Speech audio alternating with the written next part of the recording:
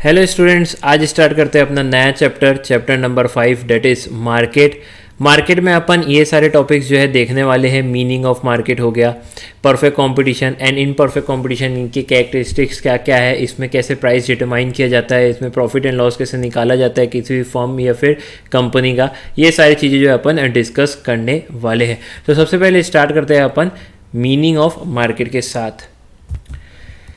Meaning में है market एक ऐसा जरिया है जिससे गुड्स या फिर सर्विसेज एक्सचेंज किए जाते हैं बायर्स एंड सेलर्स के बीच में, और वो दोनों आपस में एक दूसरे के कांटेक्ट में आते हैं। अब ये कांटेक्ट ज़रूरी नहीं है फिजिकल कांटेक्ट हो, किसी भी टाइप का कांटेक्ट चलेगा यहाँ पे, चाहे फिजिकल हो या फिर वर्चुअल हो, तो उसे अपन कहते हैं मार्केट। मार्केट यानी कि ऐसा जरिया जहाँ पे गुड्स एंड सर्विसेज को एक्सचेंज किया जाता है, बायर्स एंड सेलर्स आपस में कांटेक्ट करते हैं एंड गुड्स एंड सर्विसेज को एक्सचेंज किया जाता है। अभी कैसे करते हैं कांटेक्ट मैंने बता दिया। Physical contact that is market में जाके, ऐसे एरिया या फिजिकल प्लेस में जाके भी कर सकते हैं, या फिर ओवर द टेलीफोन भी कर सकते हैं, या ऐप के माध्यम से भी कर सकते हैं।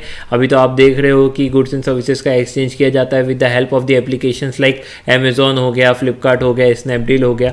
सो कॉन्टैक्ट किसी भी टाइप से हो सकता है, ज़रूरी नहीं है कि फिजिकल हो। तो आगे बढ़ते हैं अपन। अब स्टार्ट करते हैं क्लासिफिकेशन ऑफ मार्केट। अब मार्केट को क्लासिफाई करने के अलग अलग तरीके, on the basis of area या लोकेलिटी, इसके हिसाब से भी मार्केट को क्लासिफाई किया जा सकता है। On the basis of competition, उसके बेसिस पे भी अपन मार्केट को क्लासिफाई कर सकते हैं। On the basis of time, उसके बेसिस में भी हम लोग मार्केट को क्लासिफाई कर सकते हैं। तो अपन सबसे पहले पढ़ते हैं on the basis of area या फिर लोकेलिटी। लोकेलिटी के हिसाब से या फिर एरिया के हिसाब से अपन मार्केट को 3 सब कैटेगरीज में बांट सकते हैं। एक है लोकल मार्केट, दूसरा है नेशनल मार्केट और तीसरा है इंटरनेशनल मार्केट। तीनों को एक एक करके अपन डिस्कस करते हैं। याद रखना यहाँ पे हम लोग मार्केट की क्लासिफिकेशन पढ़ रहे हैं, यानी कि on the basis of area पढ़ रहे हैं। बाद में अपन on the basis of time element भी पढ़ेंगे एंड देन मार्केट की क्लासिफिकेशन अपन on the basis of competition भी पढ़ने वाले हैं। तो चलिए स्टार्ट कर रहे हैं on the basis of area. सबसे पहला पॉइंट है दैट इज लोकल मार्केट। अभी लोकल मार्केट क्या होता है इसको अपन डिस्कस कर लेते हैं। लोकल मार्केट यानी कि एक कॉमोडिटी जो है वो लोकली एक्सचेंज की जा रही है। लोकली एक्सचेंज की जा रही है यानी कि जहां पे वो प्रोड्यूस हो रही है बेसिकली वहीं पे वो बेची भी जा रही है। उस टाइप के मार्केट को अपन बोलते हैं लोकल मार्केट। कॉमोडिटी के एक लोकल मार्केट है, अपन ऐसा कह सकते हैं अगर वो प्रोड्यूस भी सेम एरिया में की जा रही है और बेची भी ऑलमोस्ट सेम एरिया में जा रही है। जैसे कि वेजिटेबल्स, फ्लावर्स एंड फ्रूट्स, ये जिस एरिया में प्रोड्यूस होते हैं जनरली वहीं पे मार्केटेड भी होते हैं, जनरली वहाँ पे वो सेल भी होते हैं। नाउ नेक्स्ट आता है हमारा नेशनल मार्केट। अब किसी भी कॉमोडिटी का नेशनल मार्केट है अपन तब कह सकते हैं जब वो कॉमोडिटी की डिमांड और सप्लाई की जा रही है different parts of a country. यानी मान लेते हैं कि कोई प्रोडक्ट बन रहा है रायपुर में और उसकी डिमांड महाराष्ट्र में की जा रही है या फिर मध्य प्रदेश में की जा रही है। तो डिमांड और सप्लाई यदि अलग अलग different parts of the country में किया जा रहा है, different parts of the country में किया जाता है, तो उस टाइप की कॉमोडिटी को अपन कहते हैं कि उस कॉमोडिटी का हमारे पास नेशनल मार्केट है। यानी डिमांड और supply that is exchange of goods हो रहा है different parts of the country में, तो उसे अपन कहते हैं कि उस कॉमोडिटी का क्या है, नेशनल मार्केट है। जैसे कि वीट हो गया, शुगर हो गया, कॉटन हो गया, ये कंप्लीट इंडिया में अलग अलग डिफरेंट पार्ट्स में एक्सचेंज की जाती है। इसकी डिमांड और supply different parts of the country में रहती है। नाउ थर्ड है इंटरनेशनल मार्केट। अब अपन कह सकते हैं कोई कॉमोडिटी का इंटरनेशनल मार्केट है अगर वो खरीदी या बेची जा रही है इन डिफरेंट कंट्रीज। मान लेते हैं कि हमने क्या किया है, गोल्ड अमेरिका में, दुबई में, यहाँ से बना हुआ गोल्ड है, यहाँ से मतलब माइन किया हुआ गोल्ड है और बेचा जा रहा है इंडिया में, या इंडिया में कोई लंगड़ा आम है और उसको बेचा जा रहा है अमेरिका में, यूएस में, यूके में। यानी कोई भी प्रोडक्ट एक कंट्री में बना है, प्रोड्यूस हो रहा है और जबकि डिमांड और सप्लाई किया जा रहा है डिफरेंट कंट्रीज में, तो उसे अपन कहते हैं international market. Generally gold, silver, इसके एग्जांपल आपने को देखने को मिलेंगे। लेकिन अभी टेक्नोलॉजी इतनी ज़्यादा हाई फाई हो गई है, इतनी ज़्यादा एडवांस हो गई है कि इवन आम जैसे प्रोडक्ट भी आजकल क्या किए जाते हैं, एक्सपोर्ट किए जाते हैं एंड इम्पोर्ट किए जाते हैं, यानी कि उनके भी इंटरनेशनल मार्केट होते हैं। तो यहाँ पे अपन ने पढ़ लिया है मार्केट की classification on the basis of area. Now अपन डिस्कस करेंगे मार्केट की classification on the basis of time element, यानी वक्त के हिसाब से। So on the basis of time element market को क्लासिफाई किया गया है 3 सब कैटेगरी में। एक है वेरी शॉर्ट पीरियड मार्केट, फिर शॉर्ट पीरियड मार्केट और फिर है long period market. Very short period market उसको आप कैसे डिफाइन करोगे? देखो, इसकी पर्टिकुलर कोई डेफिनेशन नहीं है। इसको आप इस प्रकार से बोल सकते हो कि ऐसा पीरियड, इतना पीरियड जिसमें आप अपनी सप्लाई को इंक्रीज नहीं कर सकते हो, वेरिएबल फैक्टर और फिक्स फैक्टर चेंज नहीं कर सकते हो। यानी एक ऐसा टाइम पीरियड जहाँ पे आप ना अपना वेरिएबल फैक्टर चेंज कर सकते हो, ना अपना फिक्स फैक्टर चेंज कर सकते हो, और ना ही अपनी सप्लाई को इंक्रीज कर सकते हो, उतने पीरियड को अपन वेरी शॉर्ट पीरियड मार्केट बोलेंगे। मान लेते हैं अपन किसी फार्मर को बोलें कि यार तेरी राइस बहुत अच्छी है, तो तू एक काम कर, हम तेरे को 1 करोड़ रुपए दे रहे हैं और तू 1 करोड़ की राइस हमको प्रोड्यूस करके दे दे। बोले कब चाहिए? बोले बस 2 दिन बाद ही चाहिए। तो वो फार्मर बोलेगा अरे भैया सठिया बठिया गए हो क्या? 2 दिन के अंदर मैं क्या क्या करूँगा, और टेम्परेचर, मौसम, क्लाइमेट, टाइम, ये सब की ज़रूरत पड़ेगी, तो सप्लाई मैं इंक्रीज़ नहीं कर सकता हूँ। तो दुकानदार या दूसरा पर्सन बोला कि एक काम करते हैं, मैं आपको 2 करोड़ दे रहा हूँ, अब तो दे दोगे, अब तो प्रोड्यूस करके दे दोगे? बोले अरे सर पॉसिबल ही नहीं है। तो एक ऐसा टाइम पीरियड जहाँ पे अपनी सप्लाई को इंक्रीज़ कर ही नहीं सकते, उसे अपन वेरी शॉर्ट पीरियड मार्केट बोलेंगे। शॉर्ट पीरियड मार्केट किसको बोलते हैं? जहाँ पे आप अपनी सप्लाई को इंक्रीज कर सकते हो वेरिएबल फैक्टर को चेंज करके। किसको चेंज करके? वेरिएबल फैक्टर को चेंज करके आप क्या कर सकते हो? अपनी सप्लाई को इंक्रीज कर सकते हो। Only variable factor, yes, variable factor change हो सकता है, फिक्स फैक्टर क्या रहेगा? कांस्टेंट रहेगा, उसको आप चेंज नहीं कर सकते। मान लेते हैं आपकी मोबाइल की इंडस्ट्री है, सैमसंग है। वैसे सैमसंग की ये ट्रू स्टोरी है। तो सैमसंग की डिमांड रातों रात बहुत ज़्यादा बढ़ गई जैसे उसने टच फ़ोन लॉन्च किए थे। तो अब सैमसंग ने बोला इतनी ज़्यादा डिमांड बढ़ गई है, क्या मैं नई फैक्ट्री लगा सकता हूँ? तो आंसर इज नो। बोले यार इतना कम समय आप नई फैक्ट्री नहीं लगा सकते हो, यानी कि मैं अपने फिक्स फैक्टर को चेंज नहीं कर सकता हूँ, उसको कांस्टेंट रखना पड़ेगा। तो सैमसंग ने क्या किया था? सैमसंग ने डबल शिफ्ट में काम करना स्टार्ट करवा दिया था, यानी कि अपने लेबर को ज़्यादा इस्तेमाल कर रहा था, देन रॉ मटेरियल ज़्यादा इस्तेमाल कर रहा था ज़्यादा प्रोडक्शन करने के लिए। 10 मैं ऐसा कह सकता हूँ कि वेरिएबल फैक्टर को इंक्रीज करके, चेंज करके उसने सप्लाई को बढ़ाने की कोशिश की थी और सप्लाई बढ़ाई भी थी। तो ऐसा पीरियड जहाँ पे आप नई फैक्ट्री, नया फिक्स एसेट परचेस नहीं कर सकते हो, पुराने फिक्स एसेट से ही काम चलाना पड़ेगा, लेकिन वेरिएबल फैक्टर को चेंज करके, इंक्रीज करके आप जरूर से अपनी सप्लाई को बढ़ा सकते हो। Then long period market. Long period market यानी ऐसा मार्केट जहां अपनी सप्लाई को इंक्रीज कर सकते हो, यस डेफिनेटली कर सकते हो, वो भी वेरिएबल फैक्टर को भी चेंज कर सकते हो एंड फिक्स फैक्टर को भी चेंज कर सकते हो। यानी ऐसा टाइम पीरियड जहां पे मैं फिक्स फैक्टर भी चेंज कर सकता हूँ, यस, न्यू मशीनें भी परचेज कर सकता हूँ, यस, न्यू फैक्ट्रियां भी सेटअप कर सकता हूँ, यस। तो सर जब मैं फिक्स फैक्टर को भी चेंज कर सकता हूँ, वेरिएबल फैक्टर को भी चेंज कर सकता हूँ, तो एक हिसाब से अपन ऐसा कह सकते हैं ना कि जब सारे फैक्टर्स क्या हो, वेरिएबल हो जाए। ऐसा टाइम पीरियड जब सारे फैक्टर्स ही क्या है, वेरिएबल है, तो आप कोई भी फैक्टर को चेंज करके यदि अपनी सप्लाई बढ़ा सकते हो, इतना लंबा टाइम पीरियड है, तो उसे अपन कहेंगे लॉन्ग पीरियड मार्केट। तो प्रोडक्ट टू प्रोडक्ट डिपेंड करता है, डिमांड टू डिमांड डिपेंड करता है कि वेरी शॉर्ट पीरियड मार्केट है, शॉर्ट पीरियड है, या फिर लॉन्ग पीरियड मार्केट है। तो इस हिसाब से हमने क्या कंप्लीट कर दिया, on the basis of time element हमने मार्केट का क्लासिफिकेशन समाप्त किया है। तो बढ़ते हैं अब आगे, on the basis of competition among the sellers and producers of the firm. यानी कॉम्पिटिशन के हिसाब से मार्केट को क्लासीफाई किया गया है। पहला है परफेक्ट कॉम्पिटिशन, दूसरा इम्परफेक्ट कॉम्पिटिशन। इम्परफेक्ट कॉम्पिटिशन के अंदर भी हमें मोनोपोलिस्टिक, मोनोपोली, ऑलिगोपोलिस्टिक, ये सारे मार्केट को देखने को मिलेंगे। यानी इम्परफेक्ट कॉम्पिटिटिव मार्केट के अंदर भी अलग अलग सब कैटेगरीज मौजूद है। तो सबसे पहले अपन डिस्कस करते हैं अब परफेक्ट कंपटीशन वाला मार्केट, यानी ऐसा मार्केट जहां पे परफेक्ट कंपटीशन है। वैसे मैं आपको बता दूं, in reality perfect competition market नहीं है। किताबों में ज़रूर है लेकिन रियलिटी में नहीं है। हाँ, क्लोज टू परफेक्ट कंपटीशन है, ये अपन कह सकते हैं। प्योर कॉम्पिटिटिव मार्केट ज़रूर है लेकिन परफेक्टली कॉम्पिटिटिव मार्केट नहीं है। आप लोग सर ऐसा क्यों बोल रहे हो? तो जब आप इसकी फीचर्स और कैरेक्टरिस्टिक पढ़ोगे तब आपको समझ में आ जाएगा मैं इस प्रकार से क्यों कह रहा हूँ। तो चलो स्टार्ट करते हैं perfect competition market. So perfect competitive market यानी कि ऐसा मार्केट जहाँ पे न्यूमरस नंबर ऑफ बायर्स भी है, न्यूमरस नंबर ऑफ सेलर्स भी है, और हर सेलर जो है वो एक जैसा प्रोडक्ट बेच रहा है, जिसको अपन बोलते हैं होमोजीनियस प्रोडक्ट बेच रहा है, और कोई भी सेलर अपने मन से प्राइस को इन्फ्लुएंस नहीं कर सकता है, क्योंकि सारे सेलर्स और सारे बायर्स को प्राइस की नॉलेज कंप्लीट तरीके से है। यानी सारे बायर्स को पता है कि प्रोडक्ट का क्या प्राइस चल रहा है। तो कोई अगर एक पर्टिकुलर सेलर प्राइस को बढ़ाना चाहे तो नहीं कर सकता, फिर उससे कोई भी परचेस नहीं करेगा, क्योंकि बायर्स के पास कंप्लीट नॉलेज है कि जो आप पर्टिकुलर प्रोडक्ट बेच रहे हो उसकी मार्केट में प्राइस क्या चल रही है। अगर आप उससे महंगा बेचोगे तो आपसे कोई नहीं खरीदेगा। आप उसे क्या सस्ता बेच सकते हो? नहीं, सस्ता नहीं बेच सकते, क्योंकि मिनिमम प्रॉफिट में सेट करके ही मार्केट ने प्राइस निकाल के दिया होगा। जब कंपटीशन ज़रूरत से ज़्यादा होता है और हर कोई एक जैसा प्रोडक्ट बेचता है तो प्राइस जो सेट होती है वो ऑलरेडी मिनिमम रहती है, यानी कि इतनी कम रहती है कि जिसमें एकदम कम प्रॉफिट मार्जिन जोड़ा गया है। तो अगर आप उससे भी प्राइस कम कर दोगे तो आपको प्रॉफिट होना ही बंद हो जाएगा और कोई भी फर्म लॉस में काम नहीं कर सकता है।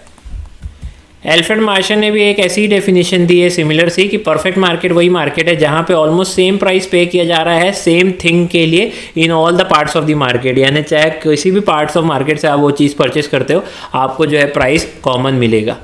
Now features of perfect market, features क्या क्या है? तो सबसे पहला है large number of buyers and sellers, यानी कि सेलर्स एंड बायर्स दोनों की गिनती क्या है? बहुत ज़्यादा है। There will be large number of sellers as well as buyer for a good in this market, यानी कि सिंगल प्रोड्यूसर जितना भी आउटपुट प्रोड्यूस करेगा वो बहुत ही ज़्यादा स्मॉल पार्ट रहेगा टोटल आउटपुट के। यानी मान लेते हैं 1 करोड़ अगर टोटल आउटपुट प्रोड्यूस किया गया है और आप बोल रहे हो नंबर ऑफ सेलर भी भयंकर ज़्यादा है, तो ऐसा कह सकते हैं कि एक पर्टिकुलर सेलर का जो आउटपुट है वो एक स्मॉल पार्ट रहेगा इस टोटल आउटपुट के। सिंगल प्रोड्यूसर का क्योंकि छोटा सा ही पार्ट रहेगा टोटल आउटपुट में, तो वो अकेले प्राइस को चेंज नहीं कर सकता है, ये अपन ऑलरेडी डिस्कस कर चुके हैं। अगर करने की कोशिश भी करे, प्राइस बढ़ा दे तो कोई उसे परचेस नहीं करेगा, कम कर दे तो उसको नुकसान होना स्टार्ट हो जाएगा। दैट्स वाई ऐसा बोला जाता है और ऐसा है भी कि परफेक्ट कॉम्पिटिटिव वाले मार्केट में प्रोड्यूसर जो है वो प्राइस बना नहीं सकते। दैट इज प्राइस मेकर तो डेफिनेटली नहीं है, प्राइस मेकर डेफिनेटली नहीं है, तो क्या है? प्राइस टेकर है, यानी मार्केट जो प्राइस डिसाइड करता है वही प्राइस हर प्रोड्यूसर को एक्सेप्ट करना पड़ता है।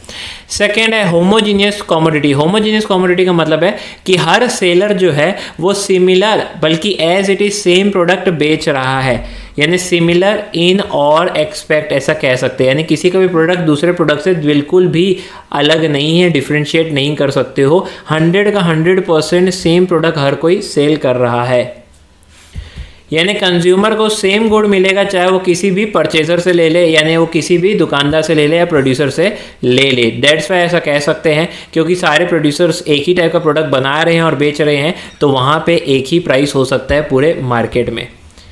नाउ नेक्स्ट है फ्री एंट्री एंड एग्जिट, यानी कोई भी फर्म एंटर कर सकती है प्रोडक्शन में जैसे भी जब भी उसका मन करे, यानी ऐसी कोई भी बाधाएं नहीं है, रेस्ट्रिक्शंस नहीं है कि नए प्रोड्यूसर्स आ नहीं सकते हैं उस मार्केट में। कोई भी प्रोड्यूसर्स कभी भी चाहे तो आ सकता है और कभी भी चाहे तो इस मार्केट को एग्जिट करके जा सकता है, यानी कभी भी चाहे तो आके सिमिलर प्रोडक्ट बना सकता है और कभी भी चाहे तो उस प्रोडक्ट को बनाना बंद कर सकता है, यानी मार्केट छोड़ के जा सकता है।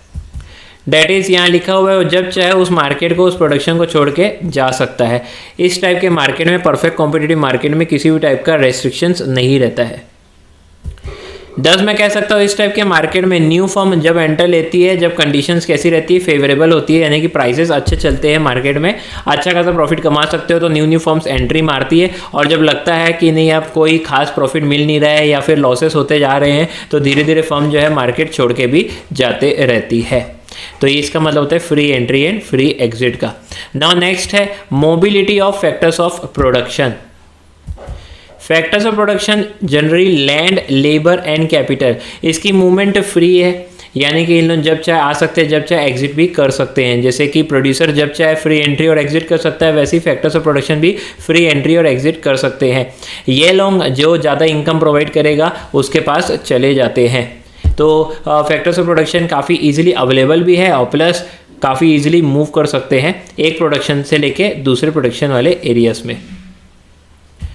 देन है absence of transportation cost. Transportation cost perfect competitive market में नहीं रहती है, ऐसा एज्यूम कर दिया जाता है।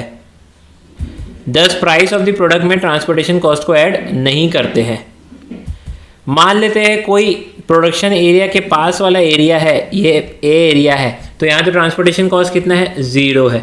मान लेते प्रोडक्ट 100 रुपये का है तो 100 रुपये का ही यहाँ पे मिल रहा है। दूसरी जगह बी एरिया जो है काफ़ी ज़्यादा दूर है, कह सकते हैं 50 किलोमीटर दूर है। तो यहाँ पे अगर ट्रांसपोर्टेशन कॉस्ट पर प्रोडक्ट में 10 रुपये भी जोड़ देता हूँ तो टोटल कॉस्ट एक प्रोडक्ट का कितना हो जाएगा, 110 हो जाएगा। तो एक मार्केट में 100 रुपये, एक मार्केट में 110 रुपये। ये परफेक्ट कॉम्पिटिटिव मार्केट की फीचर्स के कैरेक्टरिस्टिक के खिलाफ है, यानी कि दो प्राइजेस एक ही प्रोडक्ट के होना, एग्जिस्ट करना, ये जो है परफेक्ट कॉम्पिटिटिव मार्केट की कैरेक्टरिस्टिक में नहीं आता है। दैट्स वाई एज्यूम कर लिया जाता है कि ट्रांसपोर्टेशन कॉस्ट इसमें लगता ही नहीं है, इसको ऐड ही नहीं किया जाता है, ऑल्दो ये प्रैक्टिकली भली पॉसिबल ना हो। नाउ नेक्स्ट क्या है, perfect knowledge about the market. जितने भी परचेजर है, यानी ऐसे पर्सन जो परचेस कर रहे हैं या बायर्स है, इनके पास कंप्लीट नॉलेज है, यानी इनको कंप्लीटली पता है कि कौन सा प्रोडक्ट किस दुकान के आधार के पास, किस प्रोड्यूसर्स के पास हमको मिलने वाला है, वो भी किस प्राइस में। यानी बायर्स हो या सेलर्स हो, इनको मार्केट की क्लियर नॉलेज रहती है, किस टाइप का मार्केट कंडीशन चल रहा है उसकी कंप्लीट नॉलेज रहती है। दैट्स वाई एक ही प्राइस जो है वो रखना पड़ता है, अलग प्राइस रखोगे तो बायर पकड़ लेगा। अब आप बताओ रियल लाइफ में क्या perfect knowledge of market possible है, तो answer is no, real life में ही पॉसिबल नहीं है। तभी मैंने बोला कि जो परफेक्ट कॉम्पिटिटिव मार्केट है ये सिर्फ बुक में एग्जिस्ट करता है। हाँ, ऐसा मार्केट हो सकता है जो काफ़ी ज़्यादा क्लोज है परफेक्ट कॉम्पिटिटिव मार्केट के, लेकिन 100% परफेक्ट कॉम्पिटिटिव मार्केट अस्तित्व में एग्जिस्ट कर ही नहीं सकता है। नाउ पढ़ते हैं कि परफेक्ट कॉम्पिटिटिव मार्केट में प्राइस कैसे डिटरमाइन किया जाता है। ये आपके लिए एक शेड्यूल बना हुआ है, इस शेड्यूल और टेबल के अनुसार अपन पढ़ेंगे तो अपने को समझ में आ जाएगा। वैसे मैं आपको बता दूं, जहाँ पे quantity demanded and quantity supply आपस में इंटरसेक्ट करती है वहाँ पे डिक्लेयर हो जाता है क्या, हमारा इक्विलिब्रियम प्राइस। जैसे यहाँ पे देखो क्वांटिटी डिमांड कितनी है, 30 है, और क्वांटिटी सप्लाइड कितनी है, 30 है, और ये कौन से प्राइस में पॉसिबल हो पा रहा है, तो 3 रुपये में पॉसिबल हो पा रहा है। तो इसको क्या बोल देंगे अपन, इसको बोल देंगे इक्विलिब्रियम प्राइस, या मार्केट ने 3 रुपये प्राइस डिसाइड कर दिया है। व्हाट इफ अगर 1 रुपये प्राइस है, तो 1 रुपये प्राइस है तो देखो क्वांटिटी डिमांड 50 है जबकि क्वांटिटी सप्लाइड कितना है, 10। तो quantity demand is more than quantity supplied, तो आप देखोगे कि प्राइस ऊपर की तरफ पुश करने की कोशिश करेगा मार्केट, क्योंकि डिमांड इतनी ज़्यादा है, खरीदार इतने हैं और बेचने वाले इतने कम हैं, तो ऑटोमेटिकली इफेक्ट क्या पड़ेगा, प्राइस में ज़्यादा का पड़ेगा। और अगर इधर का देखिए प्राइस यहाँ पे कितना है, 5 रुपये है, तो यहाँ क्वांटिटी डिमांड कितना है, 10, एंड सप्लाई कितना है, 50। यानी क्वांटिटी डिमांड जो है काफ़ी कम है क्वांटिटी सप्लाई के, यानी बेचने वाले ज़्यादा है और खरीदने वाले हैं कम, तो ऑटोमेटिकली प्राइस टूटेगा और प्राइस गिर के कहाँ पहुँचेगा, 3 रुपये में आने की कोशिश करेगा। यानी इफेक्ट ऑन प्राइस क्या पड़ेगा कि प्राइस को कम करो। तो 3 रुपये ही ऐसा प्राइस है जहाँ पे डिमांड और सप्लाई आपस में सेम है, इंटरसेक्ट हो रहे हैं, और 3 रुपये में ही आराम से डीलिंग की जा सकती है। तो मार्केट यहाँ पे प्राइस क्या डिटरमाइन करेगा, 3 रुपये करेगा। इसी प्रकार से अपन ये देखें तो प्राइस का और आप डिमांड का आप देखोगे कि इनवर्स रिलेशन है, यानी जैसे जैसे प्राइस बढ़ते जा रहा है, 1 का 2, 2 का 3, 3 का 4, 4 का 5, वैसे वैसे डिमांड देखो गिरते जा रही, 50 का 40, 40 का 30, 30 का 20 एंड 20 का 10। तो मैं ऐसा कह सकता हूँ कि प्राइस अगर बढ़ेगा तो क्वांटिटी डिमांड आपका गिरेगा, एंड वाइस वर्सा, प्राइस और क्वांटिटी डिमांड के बीच में एक नेगेटिव रिलेशन है। खैर ये अपन डिमांड चैप्टर में भी देखे थे। एंड क्वांटिटी सप्लाइड को देखो, प्राइस 1 रुपये, 2 रुपये, 3 रुपये, 4 रुपये, 5 रुपये है, और क्वांटिटी सप्लाइड क्या है, 10, 20, 30, 40, 50। तो मैं ऐसा कह सकता हूँ कि प्राइस बढ़ेगा तो क्वांटिटी सप्लाई भी बढ़ेगा। तो दोनों के बीच में कैसा रिलेशन है, एक डायरेक्ट रिलेशन है। तो प्राइस का इफेक्ट डिमांड में और सप्लाई में किस प्रकार से पड़ता है ये आप समझ चुके हैं। तो प्राइस अगर आप बढ़ाओगे तो डिमांड गिरेगा लेकिन सप्लाई बढ़ता है, और अगर प्राइस आप गिराओगे तो डिमांड बढ़ेगा लेकिन सप्लाई भी गिरेगा। तो प्राइस और डिमांड के बीच में इनडायरेक्ट रिलेशन और प्राइस और सप्लाई के बीच में एक डायरेक्ट रिलेशन देखने को मिलता है। और प्राइस डिटर्मिनेशन कैसे होता है, मार्केट के द्वारा ही होता है। ये जो पूरा प्रोसेस है ये इक्विलिब्रियम का प्रोसेस चलता है मार्केट में, और इक्विलिब्रियम प्राइस जो है वो डिसाइड की जाती है जहां पे सप्लाई और डिमांड आपस में इंटरसेक्ट करते हैं। अब इसी को अगर मैं ग्राफिकली बना के दिखाऊं तो ये कुछ इस प्रकार बनेगा, जहां पे अपन क्वांटिटी डिमांड और क्वांटिटी सप्लाइड, इसको डैश कर देना, ऐसा कर देना और कर देना, क्वांटिटी डिमांड और क्वांटिटी सप्लाई को दिखा रहे हैं एक्स एक्सिस में, जबकि प्राइस को दिखा रहे हैं अपन वाई एक्सिस में। वैसे डिमांड और सप्लाई चैप्टर जब अपन ने पढ़ा था तो ये काफ़ी अच्छे से अपन ने डिस्कस किया ही है। सारे पॉइंट्स को अगर ड्रॉ करोगे तो प्राइस जब ₹3 है वहाँ पे देखोगे तो ये डिमांड और सप्लाई दोनों का कर्व आपस में इंटरसेक्ट कर रहा है। ये सप्लाई का कर्व है और ये डिमांड का कर्व है। ऊपर वाली वैल्यूज़ को सिंपली अगर आप पुट कर दोगे तो ये आ जाएगा, इसमें कुछ भी डिफ़िकल्ट नहीं है। तो डिमांड और सप्लाई आपस में जहाँ इंटरसेक्ट करता है उसे पॉइंट ऑफ इक्विलिब्रियम बोलते हैं, उस क्वांटिटी को इक्विलिब्रियम क्वांटिटी बोलते हैं और उस प्राइस को इक्विलिब्रियम प्राइस बोलते हैं। तो इस प्रकार से मार्केट में प्राइस डिटरमाइन किया जाता है। परफेक्ट कॉम्पिटिटिव मार्केट में इसी प्रकार से प्राइस को डिटरमाइन करते हैं। बस याद रखना, परफेक्ट कॉम्पिटिटिव मार्केट में मार्केट जो रहता है वही प्राइस मेकर रहता है, अपन ऐसा कह सकते हैं, और जितनी भी फर्म्स रहती है या प्रोड्यूसर्स रहते हैं वो प्राइस टेकर रहते हैं। इस चीज़ को आप याद रखना, एमसीक्यू के पॉइंट ऑफ व्यू से कई बार पूछता है। नाउ अपन डिस्कस करेंगे imperfect competition. Perfect competition market अपन पहले डिस्कस कर चुके हैं, अभी अपन क्या स्टार्ट किए हैं, imperfect competition market. Imperfect competition market जो है ये फॉलोइंग 4 कैटेगरीज में बटा हुआ है। ऐसा कह सकते हैं कि इम्परफेक्ट कंपटीशन मार्केट के 4 सब कैटेगरीज है। पहला है मोनोपोली। मोनोपोली का मतलब होता है जहाँ पे ऐसा मार्केट जहाँ सेलर सिंगल हो और बायर्स बहुत ज़्यादा हो। वैसे इसको इन डिटेल अपन नीचे कैरेक्टरिस्टिक के साथ पढ़ने वाले। डुओपोली, डुओपोली यानी एक ऐसा प्रोडक्ट आप जो सेल कर रहे हो उसके टोटल सेलर्स मार्केट में 2 है, 2 सेलर्स है, जबकि बायर्स तो हर में ही ज़्यादा ही रहेंगे। फॉर एग्जांपल गेमिंग कंसोल अपन देखते हैं, वीडियो गेम्स वगैरह जो देखते हैं, तो गेमिंग कंसोल आप देखोगे या तो सोनी का प्ले स्टेशन मिलता है आपको या माइक्रोसॉफ्ट का एक्सबॉक्स मिलता है। तो ऐसा प्रोडक्ट जिसमें आप देखोगे बेसिकली सिर्फ 2 ही सेलर्स है पूरे मार्केट में, तो उस टाइप के मार्केट को अपन डुओपोली बोलते हैं। और भी एग्जांपल है डुओपोली के, उसको अपन आगे डिस्कस करेंगे। देन आता है ओलिगोपोली। ओलिगोपोली यानी कि फ्यू सेलर्स।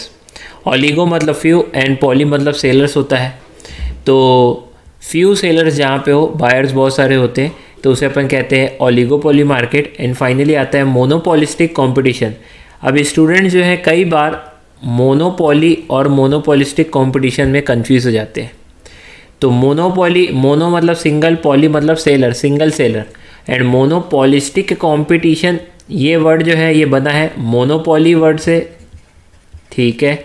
और ऊपर अपन ने परफेक्ट कंपटीशन पढ़ा था, यस, ये दोनों शब्दों को मिल के बना हुआ है। अब ये दोनों शब्दों को मिल के क्यों बना हुआ है ये अपन डिस्कस करेंगे आगे, जब इसकी अपन कंप्लीट कैरेक्टरिस्टिक पढ़ेंगे तो आपको समझ में आएगा कि कुछ गुण इसके अंदर मोनोपोली वाले और कुछ गुण इसके अंदर परफेक्ट कंपटीशन वाले हैं, इसलिए नाम रखा गया इसका मोनोपोलिस्टिक कंपटीशन।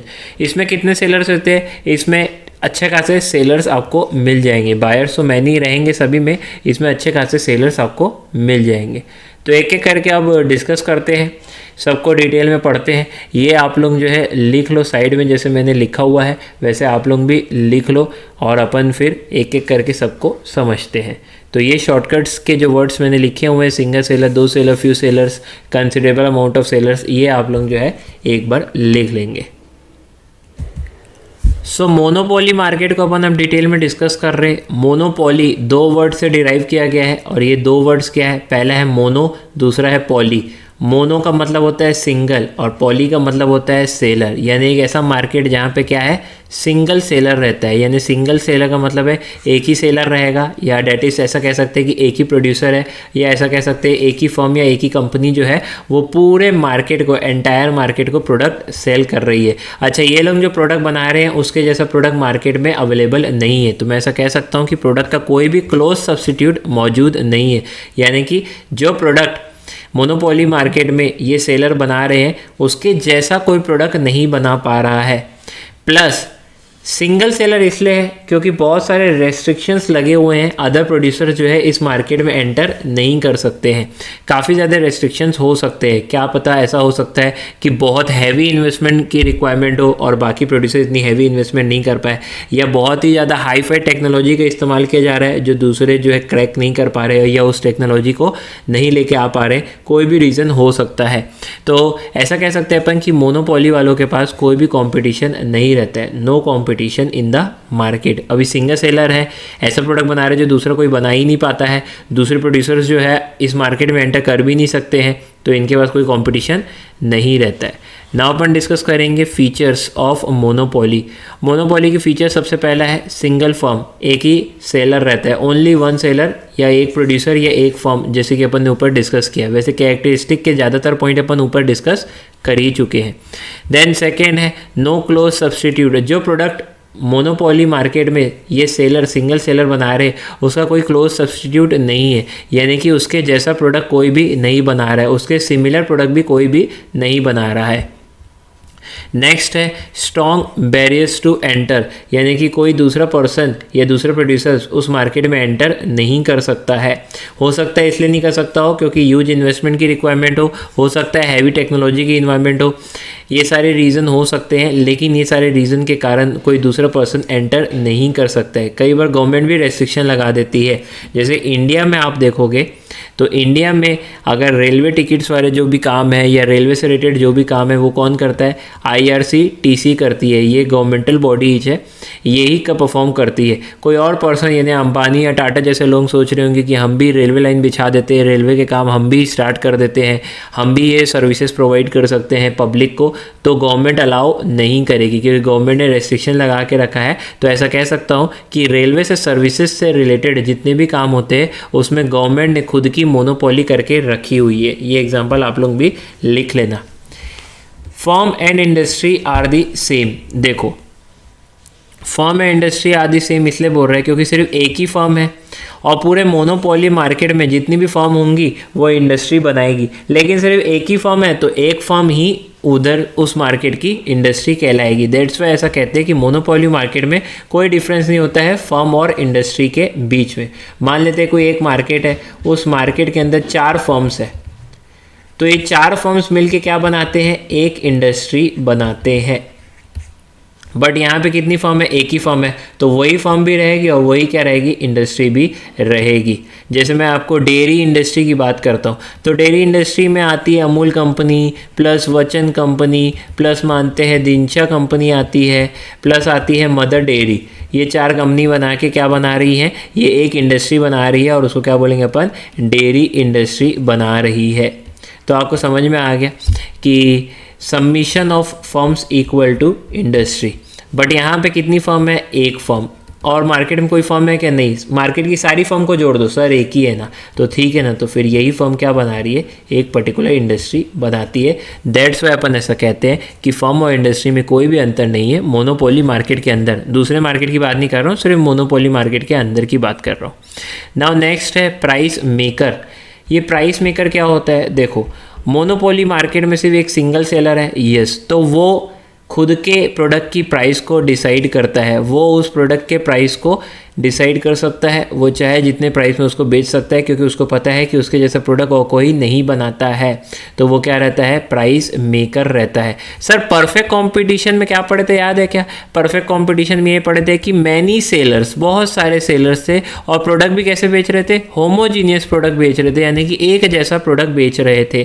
तो उधर मार्केट जो रहता है वो प्राइस मेकर रहता है और जितनी भी फर्म्स रहती है क्योंकि इनका कॉन्ट्रीब्यूशन टोटल आउटपुट में बहुत ही ज़्यादा माइन्यूट रहता है क्योंकि बहुत सारे सेलर्स है, इसलिए इन लोग प्राइस मेकर नहीं रहते बल्कि प्राइस टेकर रहते हैं। परफेक्ट कंपटीशन में जितने भी सेलर्स होते हैं वो सब प्राइस टेकर होते हैं, जबकि मोनोपोली मार्केट में फर्म एक ही है, इंडस्ट्री भी वही है और मोनोपोली मार्केट में सिंगल सेलर ही सिर्फ रहता है, तो वो खुद से प्रोडक्ट के प्राइस को डिसाइड करता है। दैट्स वाई इस वाले मार्केट में अपन बोलेंगे कि फर्म क्या रहेगा या सेलर क्या रहेगा, प्राइस मेकर रहेगा। प्राइस मेकर और प्राइस टेकर के बीच में आपको अंतर मालूम होना चाहिए। मैंने तो आपको कंपेयर करके बता दिया, आप लोग भी एक बार कंपैरिजन करके इधर ही लिख दिया करो। जैसे कि मैंने लिख दिया वैसे ही आप लोग लिख लोगे तो बाद में जब रिविजन करोगे तो आपको काफ़ी ज़्यादा आसानी होएगी। नाउ नेक्स्ट है nature of AR and MR curve. जैसा अपन ने रेवेन्यू चैप्टर में देखा है, नहीं भी याद है तो मैं आपको एक बार बता देता हूँ। रेवेन्यू चैप्टर में अपन ने AR कर्व और MR कर्व देखा था, बट फिर भी मैं आपको एक बार कंप्लीट तरीके से बता देता हूँ। तो AR curve and MR curve अपन ने देखा था, तो मोनोपोली मार्केट हो या फिर मोनोपोलिस्टिक कंपटीशन हो, दोनों ही जगह यदि आपको ज़्यादा सेल करना है तो आपको अपने प्राइस थोड़े से कम करने ही पड़ते हैं। दैट्स वाई AR कर्व रहता है डाउनवर्ड स्लोपिंग और MR कर्व भी कैसा रहता है, डाउनवर्ड स्लोपिंग ही रहता है। इस बात को आप याद रखना। तो आगे बढ़ते हैं, अपन देख लेते हैं एवरेज रेवेन्यू कर्व और मार्जिनल रेवेन्यू कर्व दोनों कैसा रहता है, स्लोप्स डाउनवर्ड ही स्लोप करता है। और क्यों करता है, क्योंकि यदि आपको ज़्यादा प्रोडक्ट बेचने हैं, अगर सेलर को ज़्यादा सेल करना है अपने आउटपुट को, तो उसको अपने प्राइस को रिड्यूस करना पड़ता है। And that's why price reduce होगा तो AR का कर्व कैसा डाउनवर्ड बनेगा, AR डाउनवर्ड बनेगा तो MR भी डाउनवर्ड ही बनेगा, क्योंकि प्राइस लगातार फॉल हो रही है। यहाँ लिख देना AR MR गिर क्यों रहे हैं, AR और MR दोनों इसलिए गिरते हैं क्योंकि अगर आउटपुट आपको ज़्यादा सेल करना है, सेल ज़्यादा करना है, तो आपको अपने प्राइस को रिड्यूस करना ही पड़ता है। ये रीज़न आप यहाँ पे लिख सकते हैं। वैसे रिवेन्यू चैप्टर में अपन इसको डिस्कस किए हैं, और रिवेन्यू चैप्टर यदि आपने नहीं पढ़ा है तो अगर उसका आप वीडियो लेक्चर देखोगे तो आपको याद आ जाएगा। इसको बहुत ज़्यादा डिटेल में वहाँ पे अपन ने डिस्कशन किया हुआ है। वैसे मैंने आपको यहाँ पे ऑलमोस्ट सारे रीज़न जितने ज़रूरी है इस पॉइंट को समझने के लिए वो बता चुका है। नाउ नेक्स्ट आता है प्राइस डिस्क्रिमिनेशन। सर ये प्राइस डिस्क्रिमिनेशन का मतलब क्या होता है? प्राइस डिस्क्रिमिनेशन का मतलब होता है कोई एक ही प्रोडक्ट के दो डिफरेंट प्राइस चार्ज करना डिफरेंट कस्टमर से या फिर डिफरेंट मार्केट में। क्या बोला मैं? डिफरेंट प्राइजेस चार्ज करना डिफरेंट कस्टमर से सेम चीज़ के, यस सेम चीज़ के, तो उसको अपन बोलते हैं क्या? Price discrimination. तो प्राइस डिस्क्रिमिनेशन क्या मोनोपोली मार्केट के अंदर किया जा सकता है? तो answer is yes, monopoly market के अंदर आप प्राइस डिस्क्रिमिनेशन कर सकते हो। किस प्रकार से करोगे? प्राइस डिस्क्रिमिनेशन कैसे किया जाता है, कैसे डिफरेंट कस्टमर से डिफरेंट प्राइसेस आप चार्ज कर सकते हो, ये सारी डिस्कशन अपन करने वाले प्राइस डिस्क्रिमिनेशन टॉपिक के अंदर, जो कि हमारे आने वाले टॉपिक में आने वाला है। ये काफ़ी ज़्यादा डिटेल में अपन स्टडी करेंगे। आपको एक छोटा सा एग्जांपल मैं ऐसे दे सकता हूँ। मान लेते हैं कोई एक होनहार डॉक्टर है, बहुत ही होनहार डॉक्टर है, ये जो सर्विसेज प्रोवाइड करता है, मान लेते हैं उसकी जैसी सर्विस कोई प्रोवाइड नहीं कर सकता है, कोई भी नहीं, यस कोई भी नहीं। इसके सामने एक आया अमीर आदमी, रिच आदमी, ये बोला कि भाई साहब मुझे हार्ट अटैक आ गया है, मेरा ऑपरेशन कर दो, मेरे को ठीक कर दो। क्योंकि ये रिच आदमी था तो इसको डॉक्टर ने बोला भाई मैं 3 लाख रुपए लूँगा अपनी सर्विसेज। रिच बोला हाँ ज़रूर लीजिए, आपके जैसा डॉक्टर तो है ही नहीं मार्केट में, मुझे तो आप ही से ऑपरेशन करवाना है। तो डॉक्टर ने ये हार्ट सर्जरी का कितना ले लिया? 3 लाख रुपये ले लिया। वहीं उसके पास गरीब भी आया, गरीब बोला सर आपका बहुत ज़्यादा नाम है और मुझे हार्ट की सर्जरी करानी है, तो आप मेरी सर्जरी कर दीजिए, क्योंकि आपके जैसी सर्विसेज तो कोई प्रोवाइड ही नहीं करता है। तो डॉक्टर ने बोला ठीक है मैं आपकी सर्जरी कर दूंगा और मैं आपसे लूँगा 50,000 रुपये। कितना लूँगा? 50,000 रुपये। यस, इसकी भी हार्ट सर्जरी किया था और इसकी भी हार्ट सर्जरी कर रहा है, लेकिन डॉक्टर रिच से लिया 3 लाख रुपये और गरीब से लिया 50,000 रुपये। क्या वो ऐसा कर सकता है? आंसर इज यस, जरूर से कर सकता है। उसकी सर्विस उसकी मर्जी है, वो चाहे तो कम रेट में भी कर सकता है, क्योंकि वो डॉक्टर इतना ज़्यादा अनोखा है, इतनी अच्छी सर्विस है उसकी, और उसकी सर्विस के आसपास कोई भी सर्विसेज दे ही नहीं सकता है। दैट्स वाई रिच और पुअर आपस में कन्फ्लिक्ट नहीं करेंगे, लड़ाई नहीं करेंगे। रिच ऐसा नहीं बोलेगा कि मेरे को 3 लाख में क्यों किए जब उसका 50,000 में किए थे। नहीं, डॉक्टर चाहे तो वैसा काम कर सकता है। बल्कि मैं आपको बता दूं, अगर आप जाएंगे बॉम्बे साइड या कलकत्ता साइड तो आपको ये देखने को मिलेगा भी, कई डॉक्टर जो है गरीबों का इलाज बहुत ईजिली और कम कॉस्ट में कर देते हैं, जबकि रिच लोगों का इलाज थोड़े ज़्यादा पैसों में करते हैं। तो प्राइस डिस्क्रिमिनेशन किया जा सकता है, यस डेफिनेटली किया जा सकता है। ये मैंने आपको सिर्फ एक एग्जाम्पल दिया है, आगे इसको मैंने बोला ना प्राइस डिस्क्रिमिनेशन एक सेपरेट टॉपिक है, इसको अपन एकदम गहराई में समझेंगे। नाउ नेक्स्ट है मैक्सिमम प्रॉफिट। नेक्स्ट कैरेक्टरिस्टिक क्या है? Maximum profit. भाई मेन एम क्या रहता है मोनोपोली वाले मार्केट में? सेलर्स का। तो सेलर्स का तो मोनोपोली बनाने का कारण ही यही है कि उसको क्या कमाना है? मैक्सिमम प्रॉफिट्स कमाना है, यानी जितना ज़्यादा प्रॉफिट वो कमा सकता है उतना कमाने की कोशिश करेगा। अनटिल अनलेस गवर्नमेंट होती है जनरली, तो उन लोग ज़्यादा प्रॉफिट की नहीं सोचती है, उन लोग वेलफेयर की भी सोचती है साथ ही साथ में। तो ज़्यादातर मोनोपोली मार्केट का मेन एम क्या रहता है? प्रॉफिट मैक्सिमाइज करना ही रहता है। तो ये सारे अपन ने क्या कर लिए हैं, इसके फीचर्स डिस्कस कर लिए। तो बढ़ते हैं अब आगे नेक्स्ट टॉपिक की ओर। सो अब डिस्कस करते हैं अपन प्राइस एंड आउटपुट डिटर्मिनेशन। अच्छा, ये अपन पढ़ रहे हैं मोनोपोली मार्केट का, लेकिन अगर आपने सिर्फ इसी के कॉन्सेप्ट समझ गए तो आप सारे मार्केट का आराम से प्राइस और आउटपुट डिटरमाइन कर पाओगे। बड़ी इजीली जो है आप प्रॉफिट्स या फिर लॉस हो रहा है ये इजीली आप निकाल पाओगे। कैसे होगा ये अपन एक एक करके समझते हैं। सबसे पहले मोनोपोली मार्केट के अंदर सिंगल प्रोड्यूसर होता है। यस, सिंगल प्रोड्यूसर है तो वो प्राइस भी कंट्रोल कर सकता है और अपना टोटल सप्लाई यानी कितना उसको आउटपुट मार्केट को ऑफर करना है सेल करने के लिए उसको भी दे सकता है।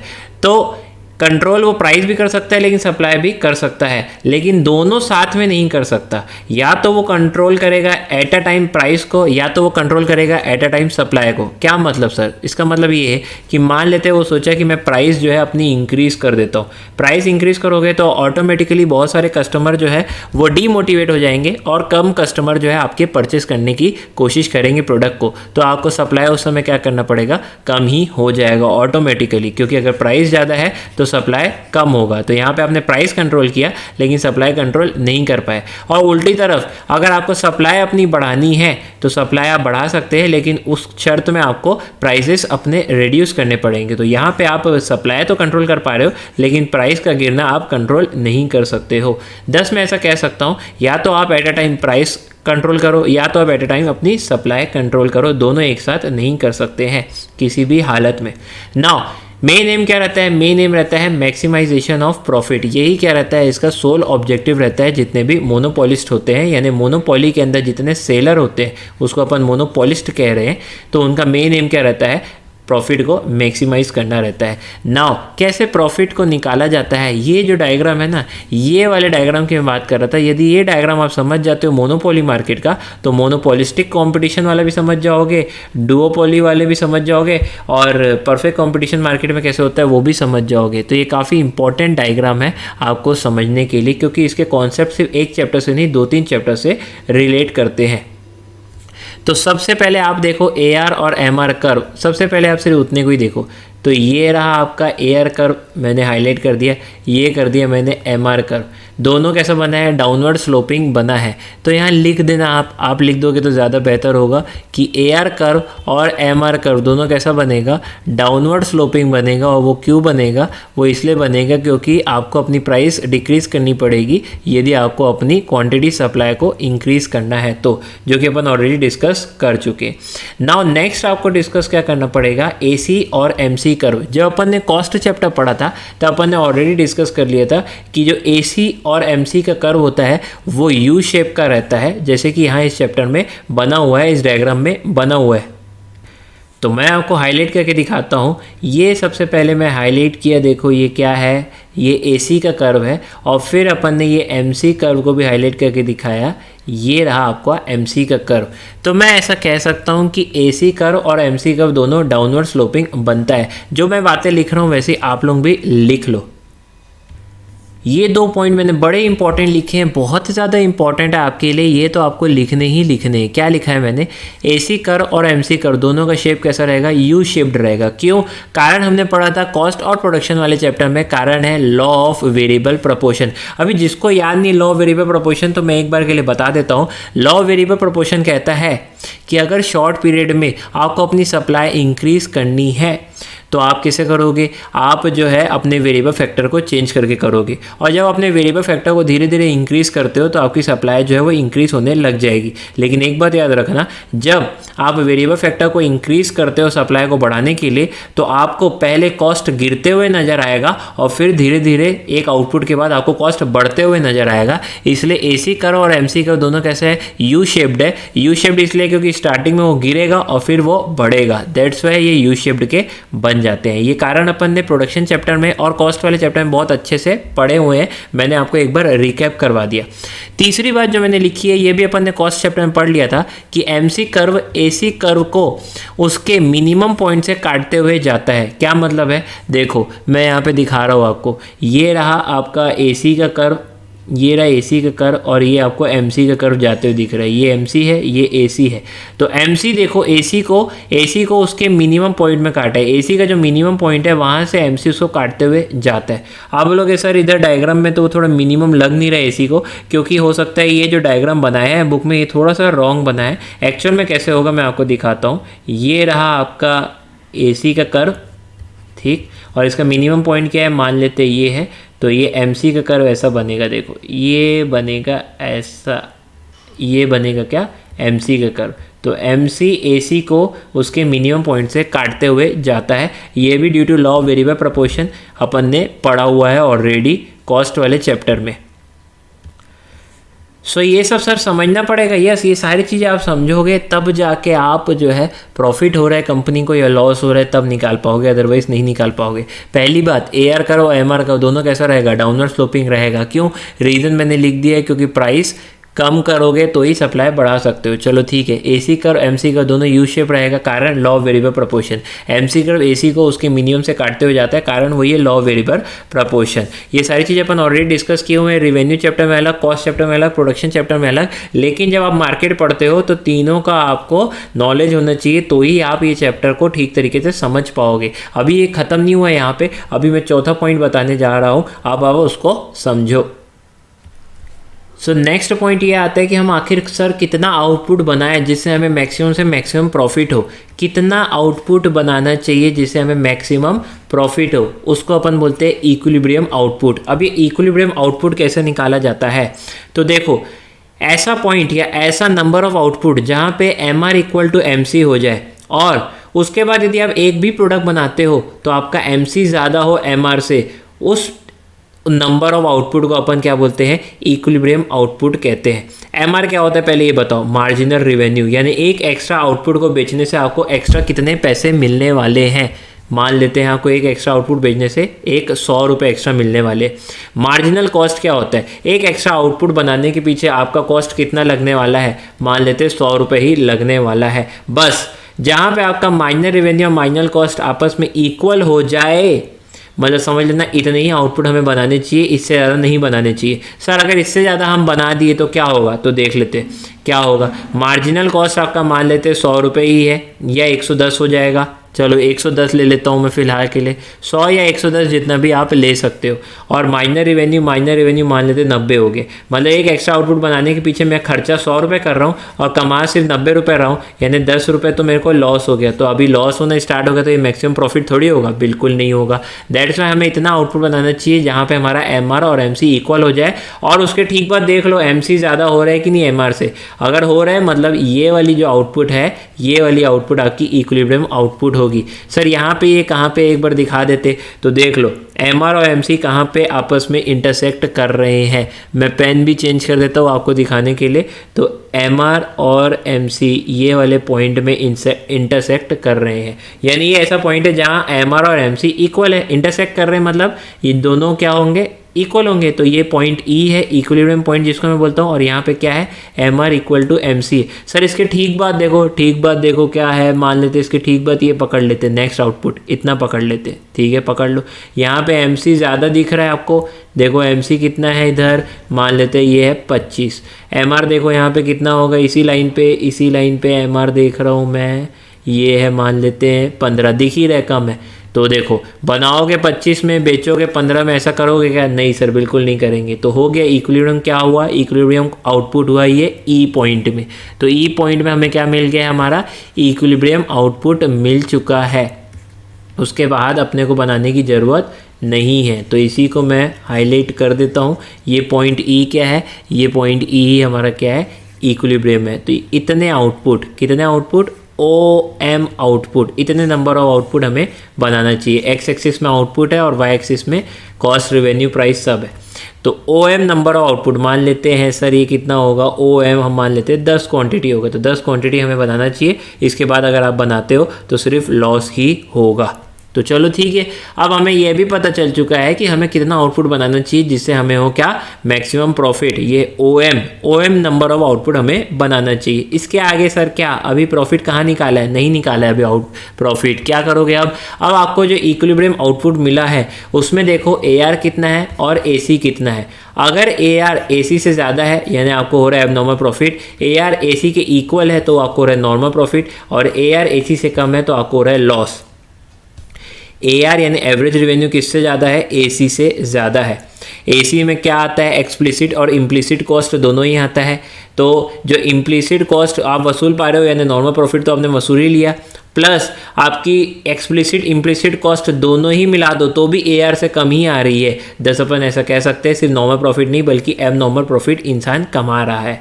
AR इक्वल टू AC का मतलब ये होता है average revenue equal to average cost आ गया। और यहाँ कॉस्ट का मतलब एक्सप्लिसिट और इम्प्लिसिट कॉस्ट दोनों है। एक्सप्लिसिट कॉस्ट हमको एक्चुअल में लगते हैं तो वो हमारा असली खर्चा हुआ। इम्प्लिसिट कॉस्ट हमको एक्चुअल में लगते नहीं है, ये तो सिर्फ ओनर्स की कॉस्ट रहती है जो वो अपने फैक्टर्स ऑफ प्रोडक्शन खुद लेके आता है, तो वो कॉस्ट लगी नहीं है, बट फिर भी आपने वो ले लिया, तो जितनी भी इम्प्लिसिट कॉस्ट वाला पार्ट रहता है वही आपका क्या कहलाता है, नॉर्मल प्रॉफिट कहलाता है। And finally AR less than AC है, यानी AR जो है एवरेज रेवेन्यू कम हो रहा है, एवरेज कॉस्ट ज़्यादा है, यानी कि सीधी बात है आपको क्या हो रहा है, लॉस हो रहा है।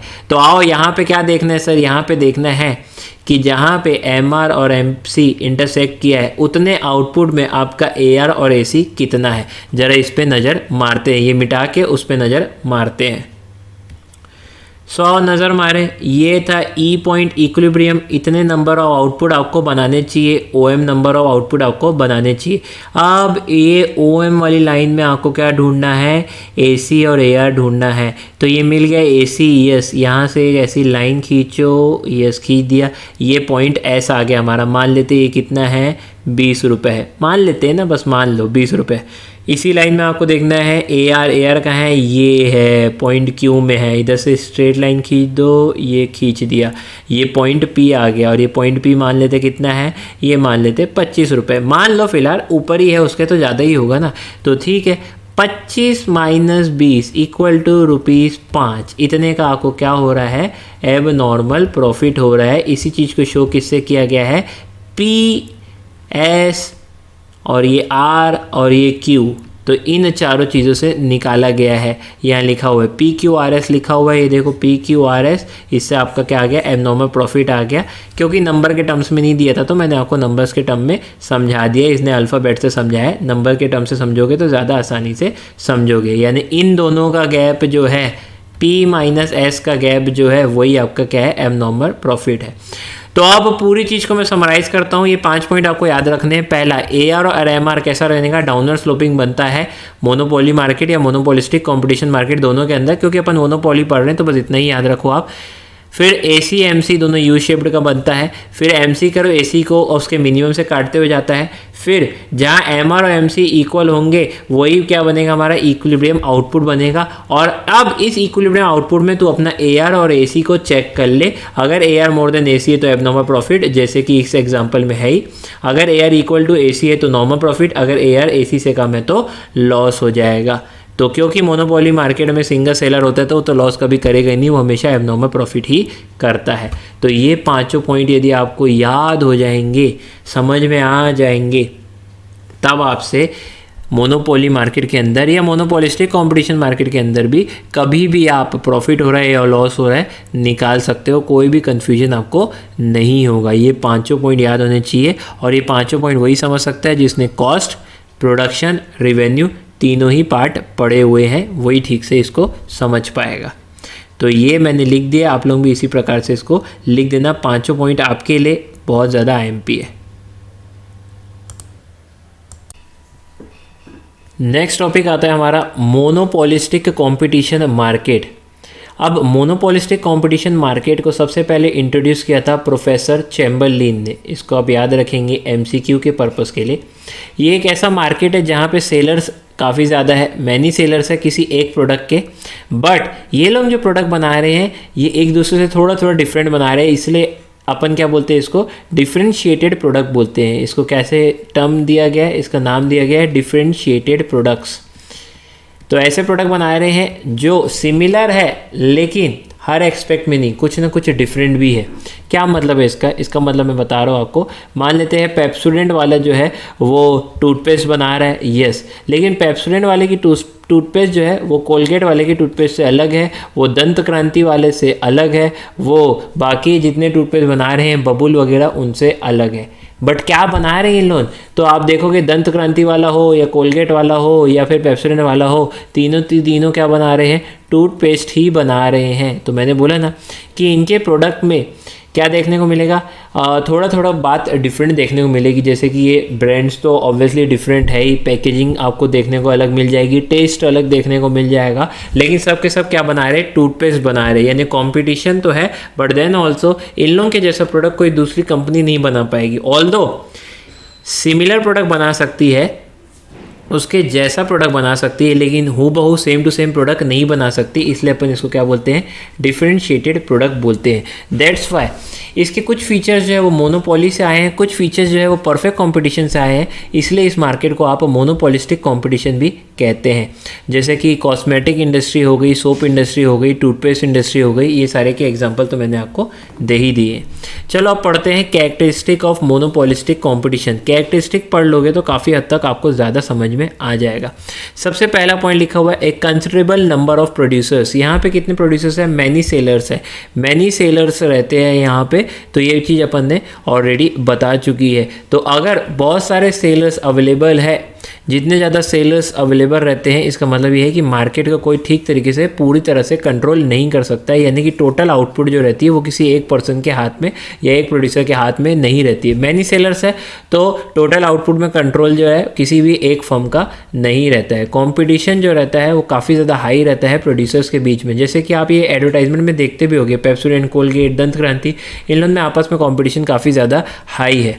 नाउ नेक्स्ट है प्रोडक्ट डिफरेंशिएशन। जैसे कि मैंने बता दिया है आपको कि इनके प्रोडक्ट जो है एक दूसरे से डिफर करेंगे, ऑल दो सिमिलर प्रोडक्ट रहते हैं लेकिन डिफर करेंगे, कुछ ना कुछ आइडेंटिफिकेशन, कुछ ना कुछ स्पेसिफिकेशन इनके अलग होंगे। जैसे हो सकता है इन लोग मटेरियल थोड़े डिफरेंट यूज़ कर रहे हो, कलर पेस्ट का अलग अलग हो, डिज़ाइन पैकेजिंग का अलग हो, स्मेल अलग हो सकती है, ट्रेडमार्क, कंपनी का नाम, ब्रांड वैल्यू, ये सारी चीज़ें अलग हो सकती है। और इसी की वजह से अपन ऐसा कह सकते हैं कि ये सारे प्रोडक्ट जो रहते हैं अपने अपने हिसाब से मोनोपोली में है, या अपने अपने हिसाब से ऐसा कह सकते हैं कि दूसरों से काफ़ी ज़्यादा डिफरेंट है।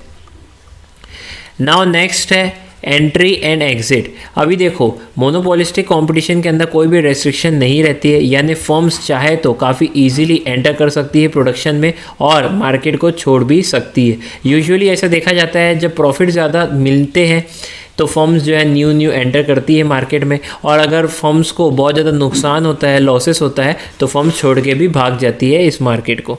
नाउ नेक्स्ट है सेलिंग कॉस्ट। क्योंकि यहाँ कंपटीशन बहुत ज़्यादा है और हर ब्रांड चाहती है कि हमारा ब्रांड जो है ज़्यादा सुपीरियर लगे, ज़्यादा हाईफाई लगे, ज़्यादा उनको प्रेफरेंस मिले, इसलिए एडवर्टाइजमेंट का कॉस्ट जो रहता है वो बहुत ज़्यादा हाई रहता है। सेलिंग कॉस्ट हमेशा आपको ज़्यादा देखने को मिलेगा।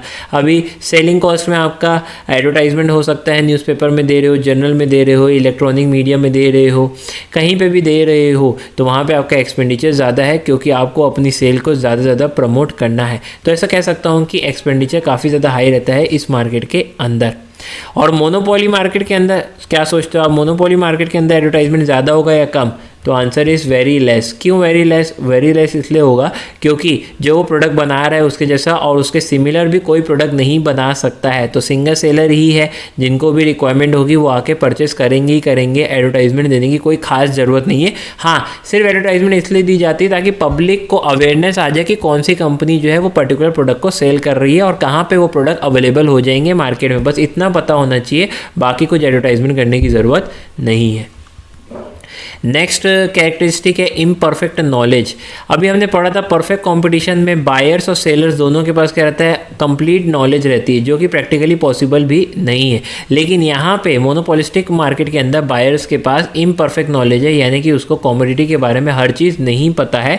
दैट्स वाई उसको जो है कई बार अपन बेवकूफ़ भी बनाते हैं। एडवर्टाइजमेंट के थ्रू आप ये शो कर सकते हो कि हमारा प्रोडक्ट बाकी कंपनियों के प्रोडक्ट से बहुत ज़्यादा अच्छा है, बहुत ज़्यादा सुपीरियर है, और ये चीज़ तो होती ही होती है। एडवर्टाइजमेंट या फिर अदर माध्यम की वजह से जो है कंज्यूमर ये बिलीव करने लग जाता है कि किसी का प्रोडक्ट जो है वो ज़्यादा सुपीरियर है और किसी का प्रोडक्ट जो है वो इन्फीरियर है। तो एडवर्टाइजमेंट तो एक्चुअल में की ही इसलिए जाती ताकि अपने प्रोडक्ट को दूसरों के प्रोडक्ट से सुपीरियर दिखाया जाए। कंपटीशन में ये सब चलता है। नाउ नेक्स्ट आता है प्राइस डिसीजन। अभी मैंने बोला कितने सेलर्स है, क्या छोटे मोटे सेलर्स हैं? नहीं, जितने ज़्यादा सेलर्स होंगे उतना कम प्राइस में कंट्रोल रहेगा। तो अपन ऐसा कह सकते हैं कि इनका प्राइस में कंट्रोल बहुत ज़्यादा नहीं रहता है। लेकिन क्योंकि ये जो प्रोडक्ट बना रहे हैं उसका हूबहू कोई दूसरा नहीं बना सकता है, तो कुछ हद तक इनके पास कंट्रोल रहता है प्राइस का, क्योंकि हूबहू कोई पेप्सोडेंट नहीं बना सकता है, हूबहू कोई कोलगेट जैसी टूथपेस्ट नहीं बना सकता है। और अगर मुझे पसंद है पेप्सोडेंट और उसके जैसा प्रोडक्ट नहीं बना सकता कोई, तो मैं थोड़ा ज़्यादा प्राइस में भी उसको लेने को रेडी हो सकता हूँ। दैट्स वाई मैं कह सकता हूँ कि कुछ कंट्रोल जो है उनके पास रहता है। सो अपन कह सकते हैं कि कुछ ना कुछ कंट्रोल हल्का फुल्का प्राइस में रहता है, पूरा कंट्रोल नहीं रहता है, हल्का फुल्का ही कंट्रोल रहता है। आगे जो बात लिखी है वो समझने लायक है। डिमांड कर्व मोनोपोलिस्टिक कंपटीशन वाले मार्केट में डाउनवर्ड रहेगी। डाउनवर्ड क्यों रहेगी? डाउनवर्ड इसलिए रहेगी क्योंकि यदि आपको आउटपुट ज़्यादा सेल करना है तो आपको अपना प्राइस गिराना ही पड़ेगा। दैट्स वाई इसमें क्या रहता है, डिमांड कर्व आपको डाउनवर्ड स्लोपिंग देखने को मिलता है। नाउ नेक्स्ट लिखा हुआ है मोर इलास्टिक। मोर इलास्टिक क्यों रहता है? मोर इलास्टिक इसलिए रहता है कि मान लेते हैं आपने जो है प्राइस गिरा दिया तो हो सकता है आपके कॉम्पिटिटर की दुकान थोड़ी चलना कम हो जाए, यानी कि आपके आउटपुट बहुत तेज़ी से इंक्रीज हो जाए, बिकना। मान लेते हैं पहले मैं पेप्सोडेंट खरीदता था, फिर उसके बाद कोलगेट जो कि बहुत ज़्यादा सिमिलर प्रोडक्ट बना रहा है उसने अपने प्राइस गिरा दिए, तो हो सकता है मैं पेप्सोडेंट छोड़ के कोलगेट में घुस जाऊँ। तो इसलिए बोलते हैं कि प्राइस कम होगा तो आउटपुट का रिएक्शन, डिमांड का रिएक्शन ज़्यादा होगा। दैट्स वाई उसको अपन क्या बोलते हैं, मोर इलास्टिक डिमांड भी कहते हैं। तो ये बात याद रखना कि मोनोपोलिस्टिक कंपटीशन के अंदर इलास्टिसिटी ऑफ डिमांड रिलेटिवली थोड़ी हायर रहती है। चलो नेक्स्ट टाइप का मार्केट क्या होता है, डुओपोली मार्केट होता है। इसको बहुत ज़्यादा एक्सप्लेन नहीं किया हुआ है आपकी बुक में, काफ़ी शॉर्ट में इसको दिया हुआ है, तो इसको अपन देख लेते हैं।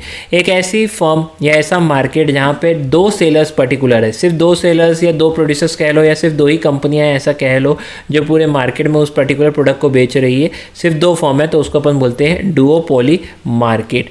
एक्चुअल में ओलिगोपोली मार्केट का ये एक वेरिएशन ही है। दैट्स वाई आपको डुओपोली मार्केट को ज़्यादा डीपली समझाया नहीं गया, क्योंकि ओलिगोपोली मार्केट आपको पूरा एनालिसिस के साथ दिया हुआ है नीचे वाले टॉपिक में, तो अपन उसको तो पूरा अच्छे से पढ़ेंगे। अब डुओपोली का मतलब दो सेलर है। वो गेमिंग कंसोल वाला जो मैंने आपको एग्जांपल दिया था, प्ले स्टेशन और एक्सबॉक्स वाला, वो यहाँ पे आप लिख सकते हैं, वो आपको काफ़ी ज़्यादा काम का रहेगा भी। नाउ नेक्स्ट आ जाते हैं अपन ओलिगोपोली मार्केट में। ओलिगोपोली दो ग्रीक वर्ड से निकाला गया है, एक है ओलिगो और दूसरा है पॉलिन। तो ओलिगो का मतलब होता है ए फ्यू और पॉलिन का मतलब होता है सेलर्स। तो जहाँ पे क्या रहे, फ्यू सेलर्स रहे मार्केट में, उसको अपन कहते हैं ओलिगोपोली। यहाँ लिखा हुआ है फ्यू फर्म्स रहती है किसी भी मार्केट में, तो उसे अपन कहते हैं ओलिगोपोली मार्केट। आप लोग ये ग्रीक वर्ड जरूर से याद रखना और उसके मीनिंग भी याद रखना, एमसीक्यू पर्पस के लिए काफ़ी ज़्यादा इंपॉर्टेंट होते हैं। तो ऑटोमोबाइल इंडस्ट्री हो गई या गैस इंडस्ट्री हो गई, उन सब की क्या है, ओलिगोपोली मार्केट ही है, क्योंकि वहाँ पे सेलर्स आपको बहुत ज़्यादा देखने को नहीं मिलेंगे, बल्कि सेलर्स को आप गिनती में ले भी सकते हैं, यानी कि गिन सकते हैं टोटल कितने प्रोड्यूसर्स हैं ऑटोमोबाइल इंडस्ट्री में या फिर गैस इंडस्ट्री के अंदर।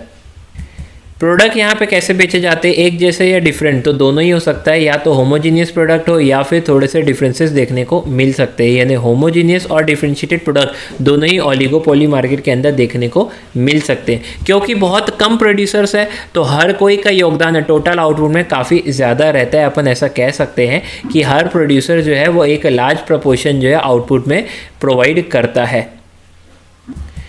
इस मार्केट में क्योंकि फ्यू सेलर्स है तो कंपटीशन भी बहुत ज़्यादा नहीं है, लेकिन हाँ कंपटीशन ज़रूर से होता है, लेकिन फ्यू फर्म्स के बीच में ही होता है।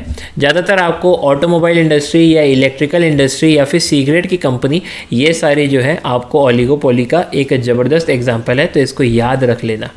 चलो अब इसके फीचर्स पढ़ते हैं। फीचर्स में सबसे पहले दिया हुआ है लेस नंबर ऑफ फर्म्स, क्योंकि हमने बता दिया ओलिगोपोली एक ऐसा मार्केट होता है जहाँ पे नंबर ऑफ फर्म्स क्या है, कम है। ए फ्यू फर्म्स ही सिर्फ इसके अंदर रहती है और ये सब फर्म्स क्या करती है, टोटल आउटपुट में अपना योगदान प्रोवाइड करती है।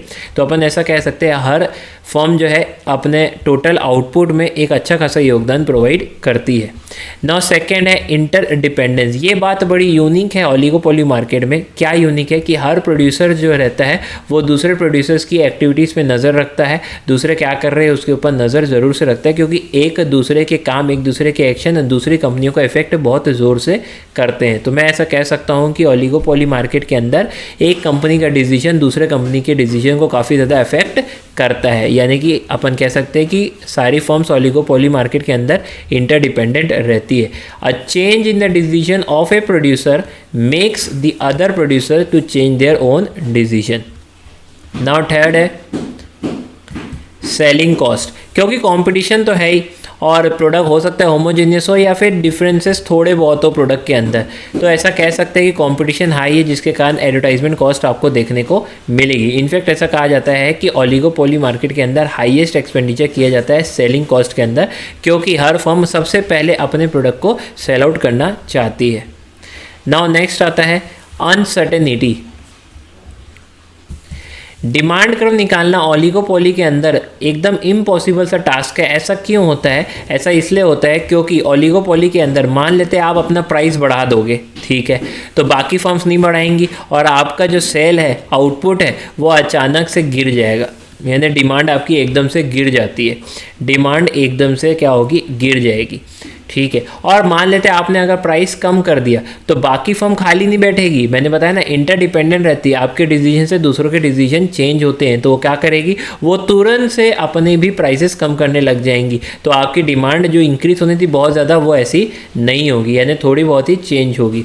तो क्योंकि प्राइस आपके चेंज करने से क्या इफेक्ट पड़ेगा मार्केट के अंदर, दूसरे सेलर्स क्या करते हैं, वो सब कुछ भी डिफाइन नहीं रहता है। That's why proper demand curve नहीं बना सकते हो।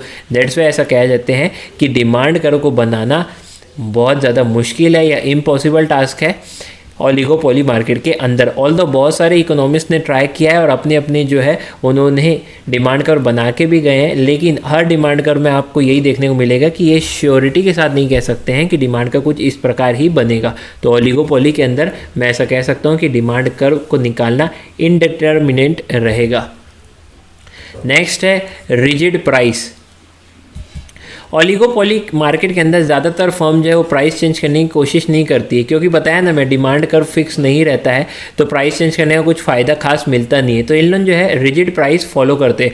ऑल्दो इन लोग कॉम्पिटिशन कोशिश करते हैं एक दूसरे को देने की सर्विसेज में या फिर फीचर्स ऐड करके, नए नए फीचर्स ऐड करके इन लोग क्या करेंगे, आपको ज़्यादा से ज़्यादा सर्विसेज प्रोवाइड करने की कोशिश करेंगे। तो प्राइसेस में इन लोगों का कंपटीशन नहीं रहता है, रिजिड प्राइस रहती है। लेकिन हाँ, इन लोग चेंजेस किस में करते हैं, इन लोग चेंजेस लाते हैं अपने फीचर्स में या फिर अपनी सर्विसेज में, इसके अंदर चेंजेस लाते हैं, ज़्यादा से ज़्यादा सर्विसेज और फीचर्स प्रोवाइड करने की कोशिश करते हैं। तो फीचर्स और सर्विसेज में इन लोगों की तगड़ी लड़ाई रहती है, ऐसा अपन कह सकते हैं। मान लेते हैं ये कार इंडस्ट्री को ही ले लेते हैं। कार इंडस्ट्री में अपने को मिल जाती है ह्युंडई कंपनी भी और मारुति कंपनी भी। अब ह्युंडई और मारुति हो सकता है दोनों ही 10-10 लाख की कार निकाल रहे हो, सिमिलर प्राइस हो, ऑलमोस्ट इंजन भी सिमिलर हो। मैं कंफ्यूज हो गया मैं ह्युंडई लूँ या मारुति, लेकिन मारुति वाले ने मेरे को बोला सर हम आपको 5 साल की सर्विसिंग जो है फ्री ऑफ कॉस्ट करवा के देंगे।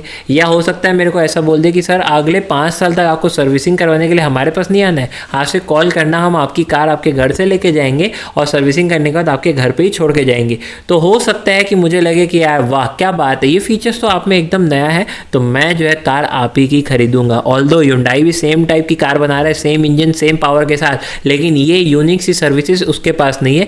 मेरे को हर बार उसके पास जाना पड़ेगा सर्विसिंग करवाने के लिए, लेकिन आपके पास अगर सर्विसिंग करानी है तो मेरे को अपना टाइम वेस्ट करने की ज़रूरत नहीं पड़ेगी। दैट्स वाई ओलिगोपोली मार्केट के अंदर रिजिड प्राइस फॉलो होता है, क्योंकि वहाँ पैसे लगभग उतने मैटर नहीं करते जितना ज़्यादा मैटर करता है competition in the features, competition in the services. तो ये अपन ने पढ़ लिया ओलिगोपोली मार्केट के कंप्लीट फीचर्स।